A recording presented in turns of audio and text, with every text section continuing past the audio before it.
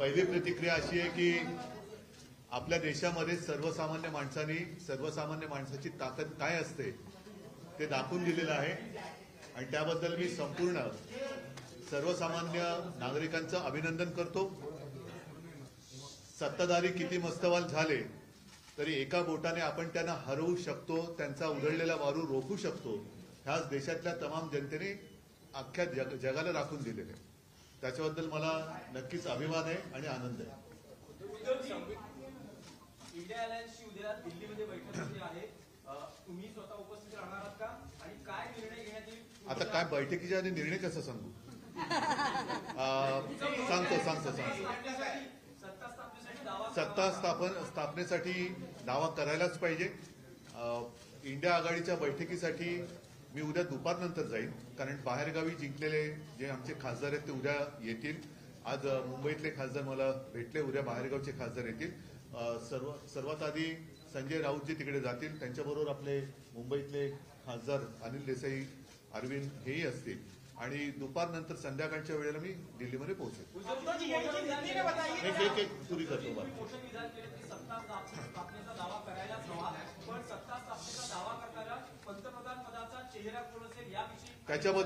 त्याच्याबद्दलच उद्या बैठक होईल। आणि एक गोष्ट मी पहिल्या दिवसापासून सांगतो आहे, इंडिया आघाडी म्हणून आम्ही जेव्हा एक आघाडी तयार केली त्यावेळेला सर्वप्रथम आमच्यापैकी कोणीही आपण स्वतः पंतप्रधान पदासाठी इच्छुक आहे या मताचं नाही।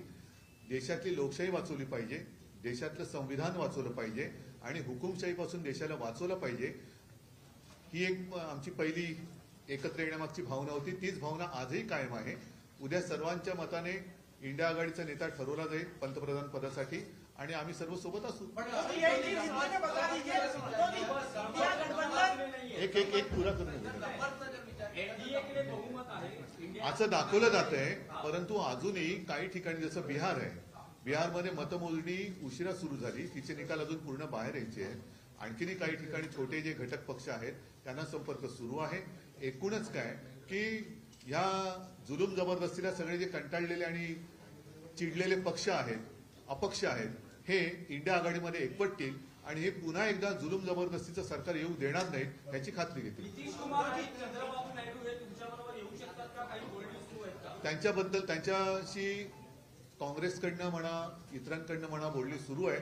परत एकदा सांगतो की चंद्रबाबू नायडूंना सुद्धा भाजप सरकारने काही कमी त्रास दिला नव्हता, नितीशना सुद्धा काही कमी त्रास दिला नाही, तर पुन्हा त्रास हवा का हा एक प्रश्न आहे। आणि मला खात्री आहे की एकदा हे गेलेले सरकार उंबरठ्यावरती आहे ते उंबरठ्यावरनं बाहेर काढण्यासाठी सगळे जे यांच्या जुलूम जबरदस्तीला चिडलेले आणि कंटाळलेले लोक आहेत ते इंडिया आघाडीत येतील।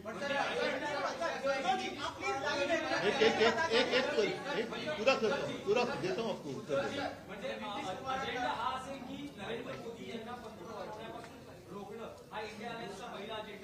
नुसते नरेंद्र मोदी नाही, एकूणच ती जी वृत्ती आहे, आम्ही कोणत्याही व्यक्तीच्या विरोधात नाही, मी पहिल्या दिवसापासून सांगतोय, आम्ही वृत्तीच्या विरोधात आहोत। वृत्तीच्या विरोधात म्हटल्यानंतर हुकुमशाहीची वृत्ती, ही वृत्ती या देशामध्ये चालू द्यायची नाही, हे आम्ही सगळ्यांनी ठरवलेलं आहे, सगळ्या देशभक्तांनी ते ठरवलेलं आहे। एक मिनिट, अभी थोड़े जरा इंडिया गठबंधन कल क्या सत्ता स्थापना को लेकर एक्सप्लोर करने वाले ऑप्शंस और क्या पीएम पद के ऊपर भी आप चर्चा करेंगे? बिल्कुल करेंगे। और जैसे मैंने अभी कहा कि जिस दिन हमारा गठबंधन हुआ इंडिया, उसी वक्त हम सारे लोगों ने तय किया था कि किसी व्यक्ति को लेकर नहीं, लेकिन ये जो तानाशाही है देश में उसको खत्म करना चाहिए, देश का संविधान बचाना चाहिए। फिर चाहे सब मिलकर प्रधानमंत्री का उम्मीदवार हम तय कर सकते हैं और मुझे लगता है कि कल वो हो जाएगा। नंबर्स किस आ रहे जो काफी कम है, ऐसे में क्या टीडीपी जेडीयू अन्य दल है, जो भी लोग इनसे त्रस्त है वो सारे लोग हमारे साथ आएंगे, सारे देशभक्त हमारे साथ आएंगे। चंद्रबाबू जी भी, उनको भी बहुत परेशान किया है बीजेपी गवर्नमेंट ने, सारे लोग जिनको भी तकलीफ दी है, परेशान किया है, वो सारे लोग हमारे साथ आएंगे। आता मी इथे बसून ममता बॅनर्जी सोबत आहेत, ममता बॅनर्जी आमच्या सोबत आहेत, ममता बॅनर्जी पण सोबत आहेत, पण मी तुम्हाला सांगतो ममता बॅनर्जीनं सुद्धा खूप छळलेलं आहे। या छळवणुकीपासून सगळे लोक आता कंटाळलेत आणि चिडले की एवढा तुम्ही त्रास कसा देऊ शकता। एक लोकशाही म्हटल्यानंतर, राजकारण म्हटल्यानंतर कोणी विरोधात असू शकतं, कोणी सोबत येऊ शकतं, पण तो जीवघेणा विरोध असता कामा नये। सुडाचं राजकारण होता कामा नये. सुडाच्या राजकारणाला जे त्रासलेले सुडाच्या राजकारणाने ते सगळे देशभक्त इंडिया आघाडी घेतली. सरकार गठन में शिवसेना की क्या भूमिका होगी आप लोग? मैंने जो बात कही उसमें और अलग भूमिका बताने की क्या आप खुद भी आवश्यकता है? अपने बातचीत करेंगे, आप खुद भी अन्य दलों से बातचीत बातचीत करेंगे? जरूर करूंगा. मेरी और ममता दीदी की बात हुई है और सारे लोग साथ थे और साथ रहेंगे. सर, एक बात पार्टी को ज्यादा महाराष्ट्र में आज जो निकाल आया है, महाराष्ट्र में आज जो निकाल आया है, एमडीए को जितनी सीटें मिली है 2019 से मुकाबले में काफी ज्यादा है, कैसे इसको देखिए? एमवी महाराष्ट्र का रिजल्ट तो अच्छा ही है, लेकिन मुझे और कुछ सीटों की अपेक्षा थी, जरूर थी. 2-4 सीट्स वैसे तो मुझे जितने हमने लड़ी थी 48, तो 48 के 48 हमें जीतना चाहिए था. उम्मीद तो वही थी, विश्वास भी था. ठीक है, कुछ जगह लग रहा है कि कुछ गड़बड़ हुई है क्या, ऐसे आशंका आ सकती है. गडबड झाली असं तुम्हाला वाटतं का? उत्तर पश्चिम मध्ये आता जेव्हा मोजणी करण्यात आली, अमोल कीर्तीकर यांचा पराभव झाला. अमोल कीर्तीकरांचा अजून पराभव जाहीर झालेला नाही, कारण तिकडे नक्की गडबड आहे.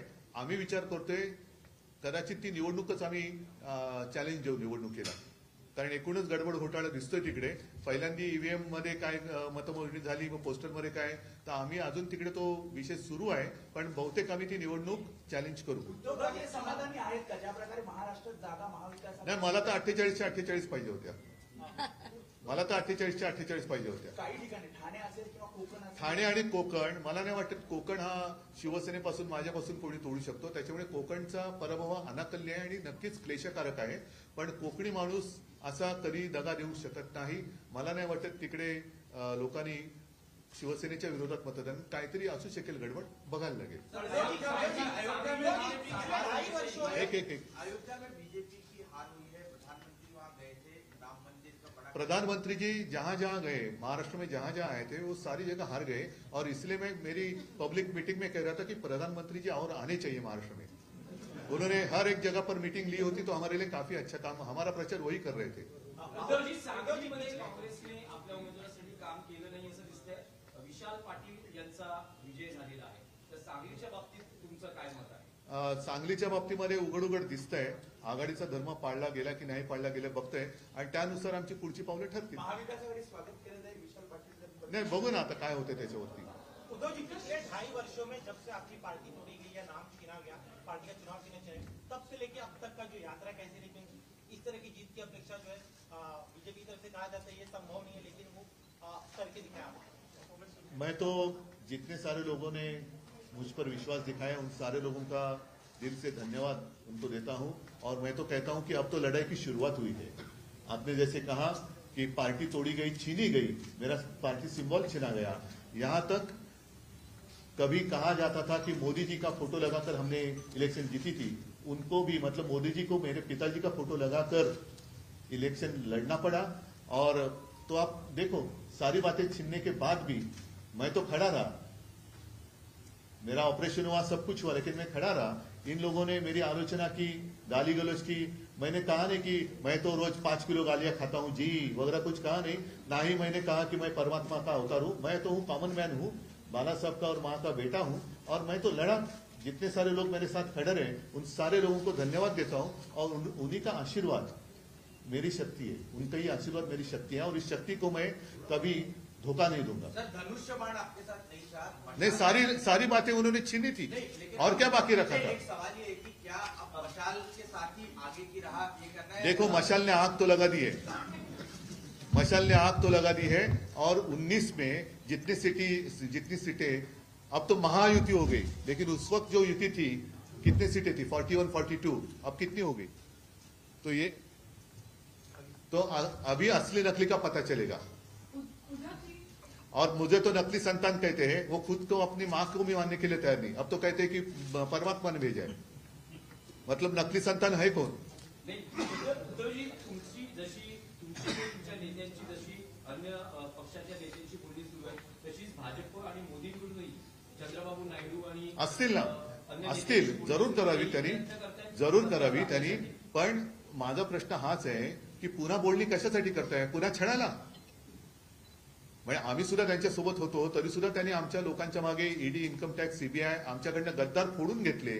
त्यांना उमेदवारी दिली. त्यांच्या प्रचारासाठी मोदी स्वतः आले. आता पुन्हा तोच सगळा प्रकार, त्याचाच तोच अनुभव चंद्रबाबू पुन्हा घेतील असं तुम्हाला म्हणायचं का? ज्यांच्या ज्यांच्यावरती धाडी टाकल्या, ज्यांच्या ज्यांच्यावरती दंडेलशाही वापरली त्यांनी, यंत्रणांचा दुरुपयोग केला, तो दुरुपयोग पुन्हा होण्यासाठी मोदींना पाठिंबा देणार का चंद्रबाबू? हा प्रश्न आहे. एक माहिती आता समोर आली आहे. ट्विट केलेलं आहे, तिसऱ्यांदा मोदी पंतप्रधान आता होणार आहे, जनतेचं धन्यवाद वगैरे त्यांनी व्यक्त केले. आता जर का सामान्य माणूस असतंय मोदीजी, तर आपण असं म्हटलं असतं की देव त्यांचं भलं करू, पण ते स्वतः देव म्हटल्यानंतर कोण त्यांचं भलं करू मला काय बोलता येत नाही. चला, कुमार यांनी सम्राट चौधरी म्हणजे की भाजपचे जे आहेत त्यांना भेटायला नकार दिलेला आहे आणि एकीकडे आता त्यांच्याशी सुरू असलेलं बोलणं, त्यांनी ज्या एनडीए गठबंधनमध्ये असताना तिथल्या भाजपच्या नेत्याला भेटायला दिलेला नकार, कसं बघताय तुम्ही याच्याकडे? मी अजून टीव्हीच नाही बघितलं, त्याच्यामुळे कसं बघण्याचा प्रश्न येतो. धन्यवाद.